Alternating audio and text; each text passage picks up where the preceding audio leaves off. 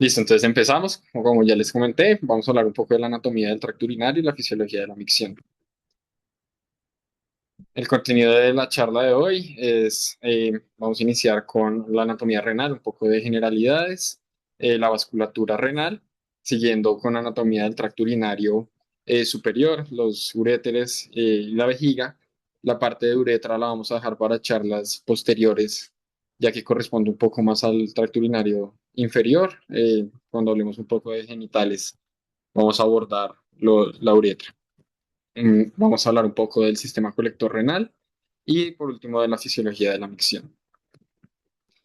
Entonces, para comenzar, un poco de anatomía renal, generalidades, pues como ya sabemos, la función principal de los riñones es mantener el balance hidroelectrolítico y ácido-ácido del cuerpo, eh, por medio pues, de que ya vamos a ver del sistema colector, censar la presión arterial y generar cambios con, como por ejemplo con el sistema renina-angiotensina-aldosterona, que la renina se produce acá en el riñón. También es el encargado de producir la eritropoyetina, encargada de la producción y generación de glóbulos rojos.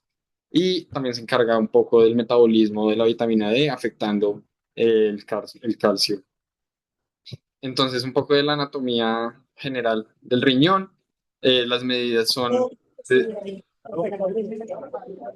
Oye, ¿alguien tiene prendido el micrófono?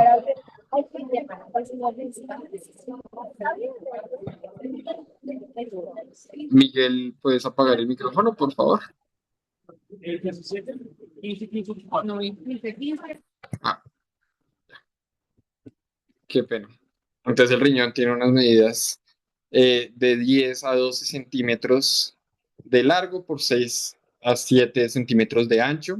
Un poco de la anatomía renal general se compone de una corteza y un parénquima en el cual están los senos renales, que como pueden ver es la parte en la que se encuentra todo el sistema colector, a donde drena todo el sistema colector.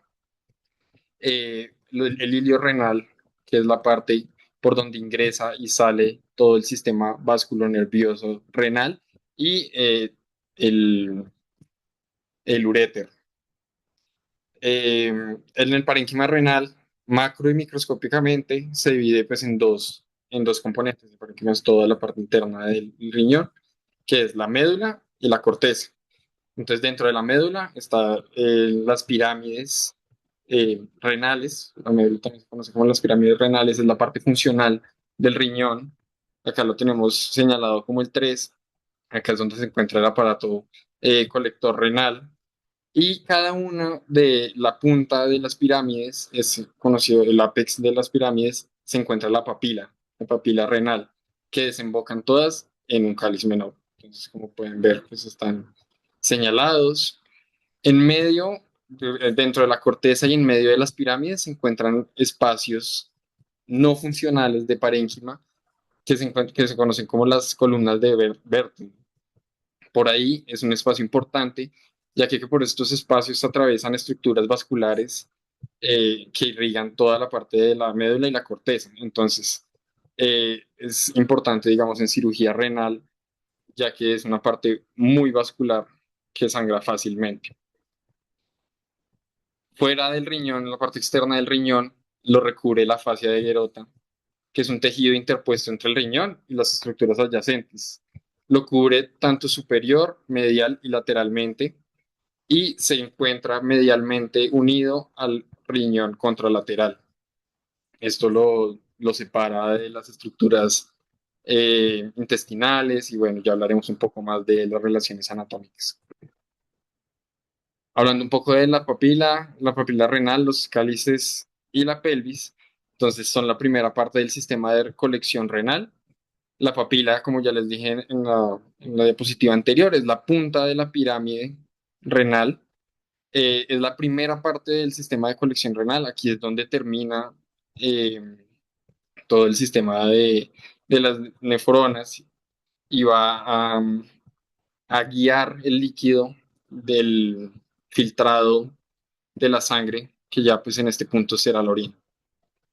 El cáliz menor es la primera porción de la pelvis renal. Se adelgazan para formar el infundíbulo, que a su vez 2 a 3 infundíbulos forman las ramas del cáliz mayor. Usualmente hay 3 ramas del cáliz mayor en cada polo renal, superior, medio e inferior, y estas a su vez se unen para formar la pelvis renal, que se adelgaza en la unión ureteropélvica y ahí inicia el uréter. Entonces, como ya pueden ver, hay muchas subdivisiones, uniones, desde la pirámide hasta el uréter. Entonces, pues debido a estas variaciones anatómicas, es muy difícil determinar una patología anatomopatológica del riñón con solo una imagen. Entonces se necesita que haya una alteración funcional para poder definir que la estructura renal per se del paciente tiene una falla, es patológica.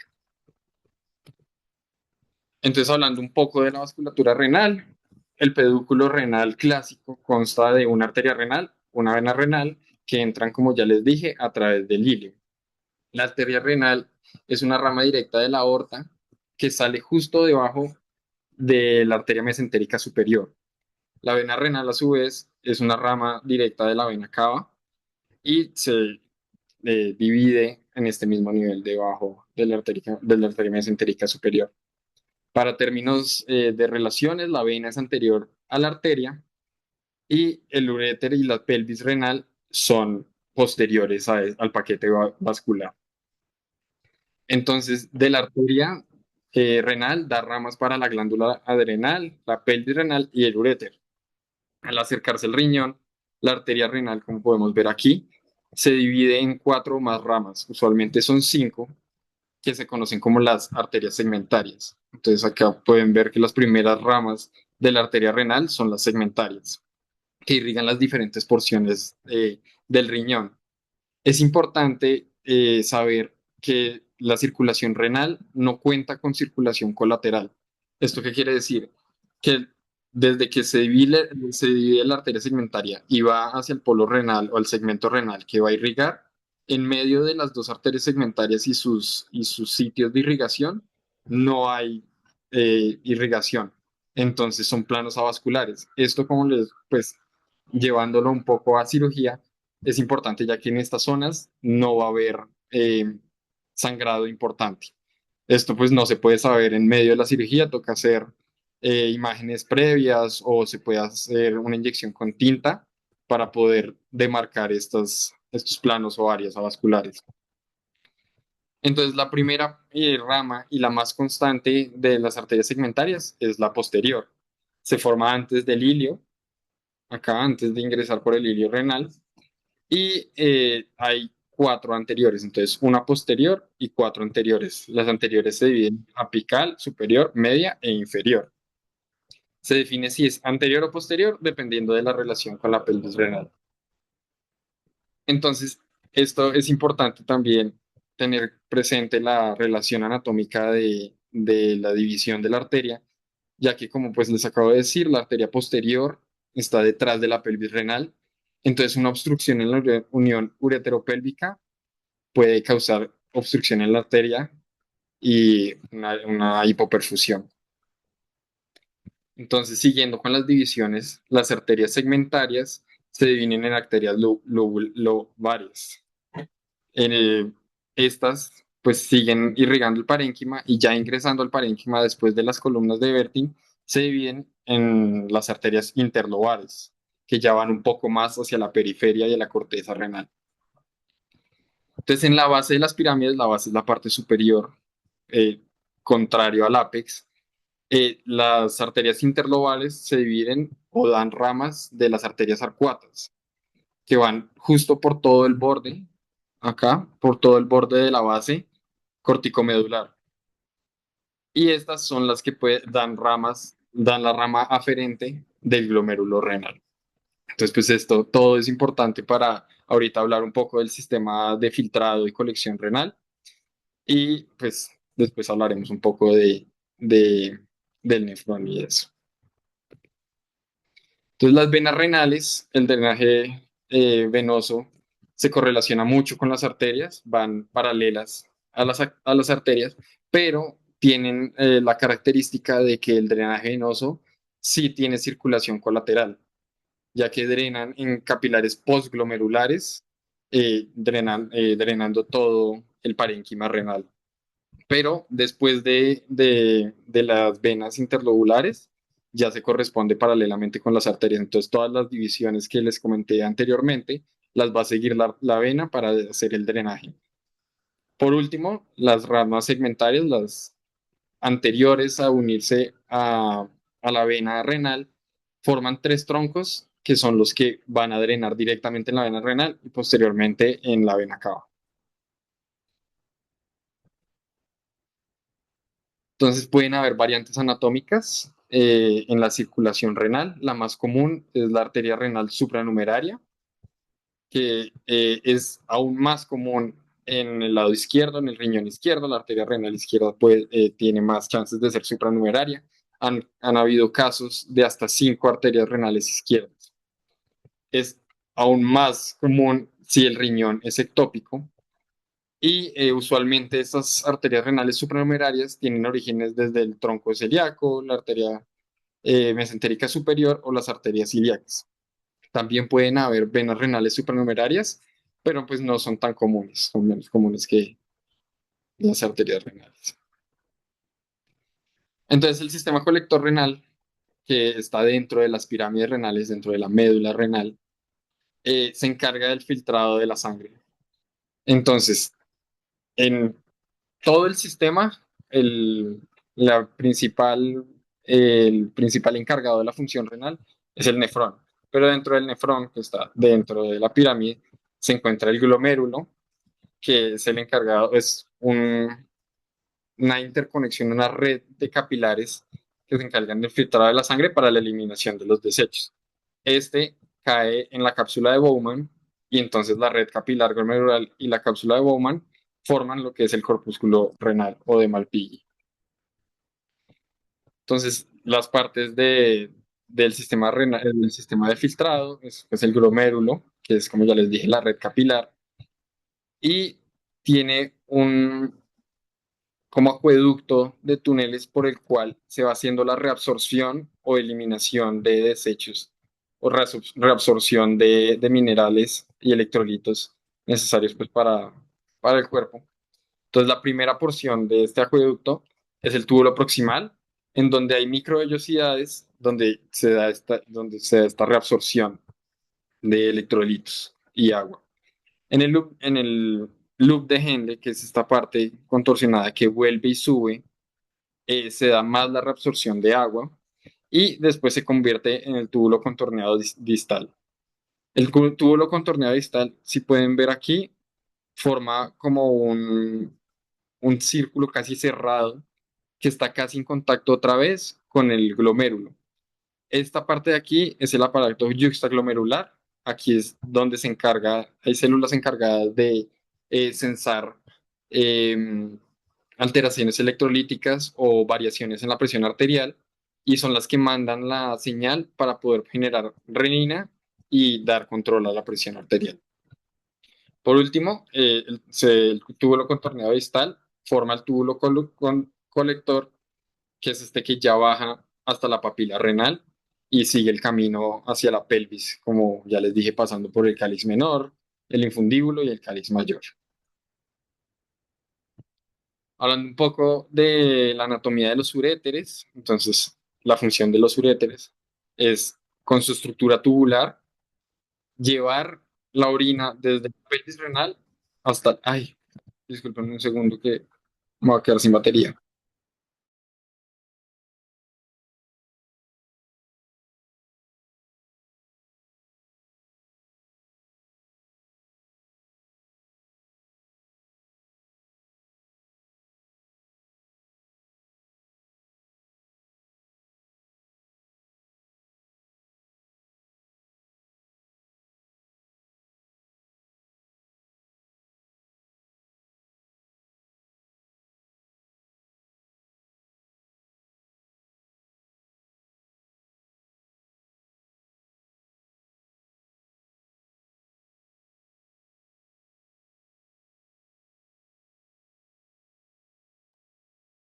Qué pena con ustedes. Entonces, se encargan del transporte de orina desde la pelvis hasta la vejiga. Las paredes de los uréteres están compuestas de múltiples capas que de interna a externa van a ser el epitelio transicional, un epitelio especializado que se encuentra tanto en los uréteres como en los uréteres, que permite la expansión de los mismos para el paso de la orina, la lámina propia, comprendida por tejido conectivo, el músculo liso, que tiene dos capas, dos pseudocapas, y la interna, que es músculo con fibras longitudinales, y una capa externa con músculo circular, que esto nos ayuda a generar el peristaltismo necesario para dar movimiento a la orina. Y por último, la capa más externa es la adventicia, que se encarga de llevar los vasos y nervios. Entonces acá, perdónenme que quedó la diapositiva sobrepuesta, pero entonces hablando un poco de la relación anatómica de los riñones, esta imagen es muy chévere porque nos muestra un poco cómo están situados los riñones y qué estructuras están relacionados íntimamente con ellos. Entonces, como pueden ver, para el riñón derecho está un poco más inferior que el riñón izquierdo. Esto está dado por el hígado, la presión que genera el hígado sobre el polo superior del riñón izquierdo. Por esta razón, el riñón derecho, qué pena. Por esta razón, el riñón derecho es un poco más corto en altura, pero más ancho. También quiero que se den cuenta que los riñones están tanto rotados hacia medial como hacia anterior. Entonces, el polo inferior de cada riñón es más anterior y lateral que el polo superior. Esto es importante para pues temas de intervenciones percutáneas a los riñones y tener en cuenta pues toda su anatomía y sus relaciones. Entonces el riñón derecho, al estar más abajo, está cubierto por la doceava costilla torácica, la porción inferior de la doceava costilla torácica, y desciende hasta casi el nivel de la tercera vértebra lumbar.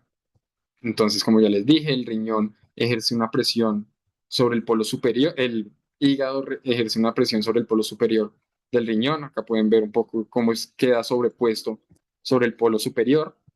En la parte media se puede encontrar la porción descendente del duodeno y en la parte inferior se puede llegar a interponer o sobreponer la flexura cólica derecha.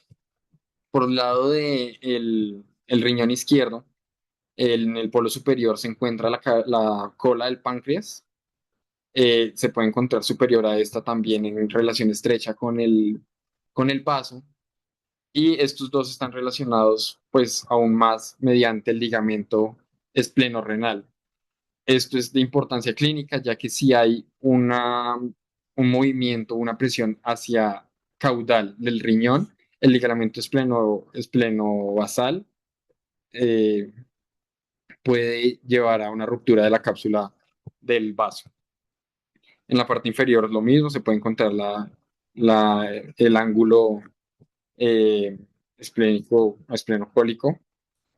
Y hablando un poco de las variaciones de calibre eh, de los uréteres, hay tres fisiológicas, por decirlo así. Las variaciones de calibre quiere decir que en estos tres puntos los uréteres tienen un calibre menor. Entonces, esto es de importancia clínica, ya que en estos tres puntos es donde hay mayor posibilidad que se quede eh, enfrascado un cálculo. La primera, de superior a inferior, es la unión ureteropélvica, eh, que es aquí. Les puse pues, estos símbolos de peligro. Es justo cuando el uréter se forma en el riñón y sale de él. Aquí hay una estrechez anatómica y ahí puede quedar incrustado un cálculo. El segundo es a nivel pélvico, cuando el uréter está ingresando a la región pélvica, que se da el cruce de los vasos ilíacos, la bifurcación de las arterias ilíacas. El uréter pasa posterior a estas y pueden ejercer una presión mecánica. Por último, y el más importante, es la unión ureterovesical, que acá sí hay una disminución en el calibre anatómico dado a pues, la entrada del uréter en las paredes de la vejiga, y aquí es donde más se puede incrustar los cálculos. Entonces, un poco de la segmentación y la nomenclatura de los uréteres. Hay dos sistemas, uno más general, uno un poco más específico. El primer sistema es el que divide los uréteres en abdominal y pélvica, una porción abdominal y una porción pélvica. La porción abdominal va desde la pelvis renal, la primera porción del uréter, hasta el cruce de las ilíacas. Esta estrechez que les comentaba aquí cuando el uréter está entrando a la cavidad pélvica. Y la segunda es la porción pélvica, que va desde el cruce de las ilíacas hasta que el uréter ingresa a la vejiga. Entonces, un poco de las variaciones la otra forma de dividir o segmentar el uréter es en una porción superior que va desde la pelvis renal hasta el borde superior del músculo sacro, una parte media que va desde el borde superior del músculo sacro hasta el borde inferior del sacro, y una parte inferior desde el borde inferior del sacro hasta la vejiga. Entonces, hablando un poco de la vejiga, es un reservorio donde va a llegar toda la orina del filtrado sanguíneo desde el riñón por el uréter. Está tapizada todo su interior por el uroterio, que es lo mismo del epitelio transicional que les comenté, que está diseñado específicamente para permitir esta expansión, por lo que cuando la vejiga está llena, se va a ver un urotelio liso en su interior, pero cuando la vejiga está vacía, este se va a contraer para formar pliegues. Entonces, las capas de la vejiga, pues de las paredes de la vejiga, es primero la lámina propia, después una capa de fibras musculares un poco desordenadas por donde van a pasar también los vasos y los nervios, y tercero, una capa muscular subdividida en tres porciones: una capa interna, que es de músculo longitudinal, una capa media que está comprendida por músculo con distribución circular, y otra capa externa, otra vez longitudinal. En la porción superior de la vejiga, estas tres capas no son tan diferenciadas, y en la parte del cuello vesical es la porción en donde más se puede diferenciar estas tres capas. Esto está distribuido de esta manera para poder hacer una compresión de todo el contenido vesical y poder hacer el acto misional y no vayan a quedar depósitos en algún sector de la vejiga. Eso es lo que sucede cuando hay patologías en las que no se contraiga algún sector de la vejiga, quedan reservorios con residuo miccional. Entonces, la unión ureterovesical, como les comenté, eh, es el punto en el que los uréteres ingresan a la pared vesical. Como los uréteres tienen que pasar estas tres capas eh, que les acabo de comentar de la vejiga, eh, hay esa estrechez anatómica y fisiológica. Y pues como por último tienen que pasar el epitelio transicional. Cuando hay una expansión, hace como de una válvula de un solo sentido para que no haya un flujo retrógrado del contenido vesical por los uréteres. El trígono vesical eh, es una porción definida como un triángulo entre del uroterio liso, entre los dos orificios ureterales de cada lado y el merato uretral interno. Entonces, los orificios ureterales estarían en la porción superior y la punta inferior es el meato uretral interno. Estos bordes del trígono vesical se engruesan para formar ese abanico muscular que ayudará a la contracción uniforme de la vejiga y a su vaciamiento. Se conoce como cresta interuretral al borde comprendido entre los dos orificios ureterales, y el músculo de Bell, el que está comprendido entre el orificio ureteral de cada lado y el meato uretral interno. La circulación de la vejiga está dada por las ramas vesicales. Las arterias vesicales usualmente son dos, pueden haber variaciones anatómicas, que provienen del tronco anterior de la arteria ilíaca interna en un 90% de los casos. El resto de la circulación de la vejiga se comprende o lo determinaron en el pedículo lateral y el pedículo posterior. Es lateral y posterior eh, cuando, cuando se acerca uno a la vejiga por el espacio rectovesical a los uréteres. Entonces, cuando se viene de posterior por el espacio rectovesical, los uréteres son atravesados por el pedículo lateral y el pedículo posterior, por donde pasará el resto de la irrigación de la vejiga. El drenaje venoso pues se da por las venas que se unen al plejo vesical y drenan en la vena ilíaca interna. Hablando un poco de la inervación, ahorita pues vamos a ver por qué nos interesa la inervación. Está principalmente dada por fibras autonómicas eferentes desde el plejo pélvico. Esto pues forma el plejo vesical que comprende toda la pared posterior de la vesícula, de la vejiga y pues dan la inervación. Aparte de esto, las paredes vesicales están inervadas por terminaciones colinérgicas parasimpáticas para poder dar esta relajación y contracción de de la vejiga para la micción. Algo curioso es que los hombres cuentan con mucha más inervación simpática alfa 1 adrenérgica que las mujeres. Entonces, el efecto de contracción del cuello vesical es mayor en hombres que en mujeres. Y también en las paredes vesicales se pueden encontrar neuronas sintetizadoras de óxido nítrico en el músculo detrusor que ayudan a la relajación del detrusor y del cuello.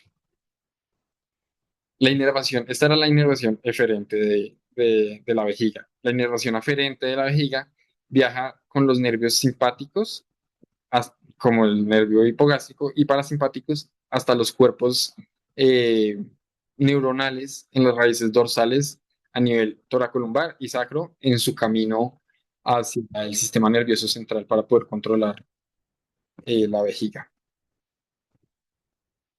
Entonces, ya pasando a la parte final de la presentación, la fisiología de la micción. Entonces, se considera el ciclo miccional como el proceso de almacenamiento y vaciado del contenido de la vejiga, que es pues, la orina. Se dice que nosotros estamos el 99% del tiempo en fase de almacenamiento y no más el 1% del tiempo en fase del vaciado. Y la vejiga tiene una característica especial para estas funciones, que es la acomodación, que es almacenar este líquido sin aumentar la presión. Para esto, pues es importante todo lo que acabamos de ver de la anatomía del músculo y el urotelio, que permiten esta distensión de las paredes para almacenar más líquido y pues reorganizarse. Cuando se alcanza un 50-60% de la capacidad vesical, que ya vimos que puede ser de hasta 500 mililitros, se da el primer deseo miccional. Entonces, el primer deseo miccional activa la estimulación aferente que les contaba anteriormente hacia el sistema nervioso central, que viaja por la médula hasta el nivel sacro. Asciende después a la región toracolumbar a nivel de T10L2 al centro simpático, activado por medio del nervio hipogástrico que ya les había dicho. Esto genera una liberación de norepinefrina hacia la vejiga que actúa principalmente sobre el músculo detrusor, en el receptor, los receptores beta 3 adrenérgicos, que podemos ver acá en la imagen. Entonces, sale la señal hacia la médula por los nervios aferentes, sube hasta la región toracolumbar y ahí por medio del nervio hipogástrico envía la señal para poder liberar norepinefrina. Entonces la norepinefrina sobre el músculo detrusor va a causar una relajación de este para poder distenderse y almacenar más. Y en el cuello vesical va a actuar sobre los receptores alfa 1 adrenérgicos para cerrar el cuello y no permitir la salida. Después de esto sigue subiendo por la médula hasta el puente donde se encuentra el centro póntico del almacenamiento que lo estimula para poder suplir toda esta demanda de neurotransmisores y poder almacenar más. Después viaja hasta la corteza prefrontal, donde se encuentra el centro de toma de decisiones. Y entonces aquí vamos pues más consciente o inconscientemente a determinar si es socialmente aceptable orinar. Entonces, si no es socialmente aceptable, el estímulo vuelve por donde vino, vuelve al centro pórtico de almacenamiento estimulándolo aún más y al centro póntico de la micción inhibiéndolo para que no se dé pues el acto miccional. Después vuelve a la región sacra e inhibe el nervio pélvico para que no haya liberación de acetilcolina, que como ya les voy a comentar en la Y ya próxima estamos diapositiva, es llegando. el, ay, es el principal, qué pena, es el principal neurotransmisor encargado de la contracción del detrusor. Y por último, hay una estimulación del nervio pudendo que actúa sobre el esfínter uretral externo para que se contraiga. Entonces, cuando se alcanza una capacidad vesical del 90%, ya en este punto todos estamos sintiendo que nos orinamos, o sea, un deseo miccional aún más fuerte, ya que estamos alcanzando la capacidad máxima de almacenamiento. Se va a inhibir el nervio hipogástrico, el que anteriormente se activó para liberar la norepinefrina y poder dar esta relajación de las paredes vesicales, y sigue subiendo para inhibir el centro póntico del almacenamiento. Entonces se inhibe el centro póntico, después va hacia la corteza prefrontal, definimos si es socialmente aceptable, pues orinar, y vuelve y baja el puente, eh, estimula el centro póntico de la micción y baja a estimular el nervio pélvico para liberar acetilcolina, que actúa principalmente en los receptores M2 y M3, principalmente en M3, para que se dé esta contracción del detrusor e iniciar el acto miccional. De igual forma, pues se inhibe el nervio pudendo y hay la relajación del esfínter uretral externo. Muchas gracias. Pues quisiera invitarlos por último. Estas dos diapositivas últimas que vieron fueron tomada la información del curso MOOC que ofrece la Fundación Santa Fe junto a la facultad, un poco de los síntomas de la hiperplasia prostática benigna, que es de acceso libre para todos y, y habla un poco más acerca de todos estos síntomas y signos que se encuentran. Muchas gracias. Los esperamos en las siguientes actividades.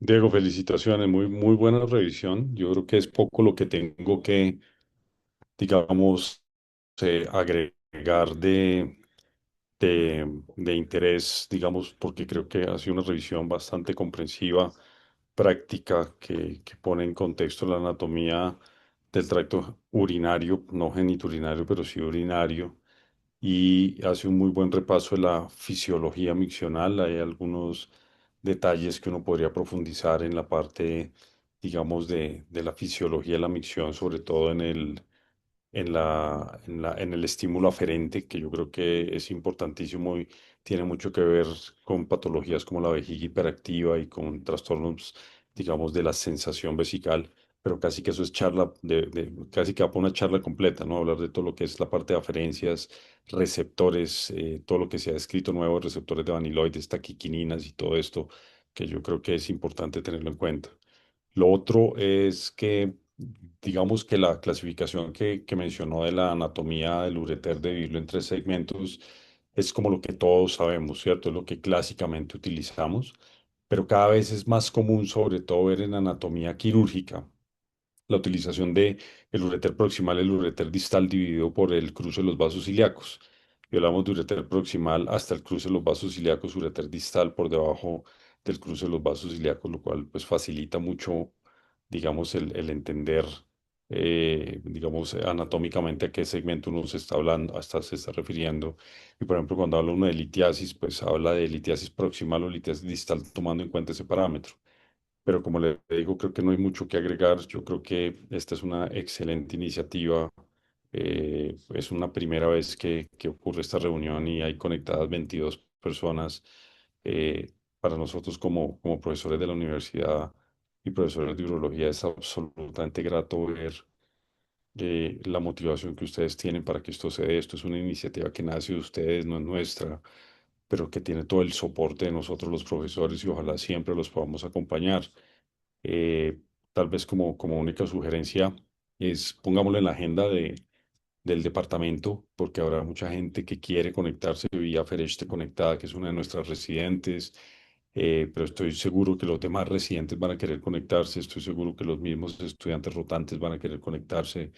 Es probable que podamos contar con un par de profesores que, si el tema es de interés, van a poder aportar y pues yo que quisiera estar en casi todas las sesiones que pueda estar y cuenten con todo el apoyo del departamento. Lo otro es que también sería bueno que se pudieran vincular a las actividades del departamento. Entonces nosotros hacemos por ejemplo, el webinar de piso pélvico que lo hacemos una vez al mes, el webinar de investigación del departamento de urología que lo hacemos una vez al mes.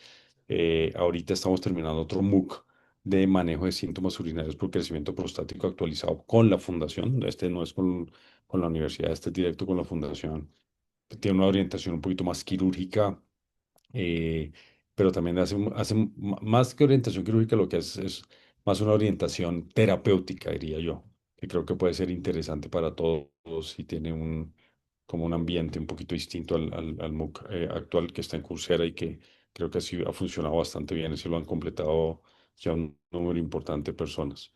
Y lo otro es tratar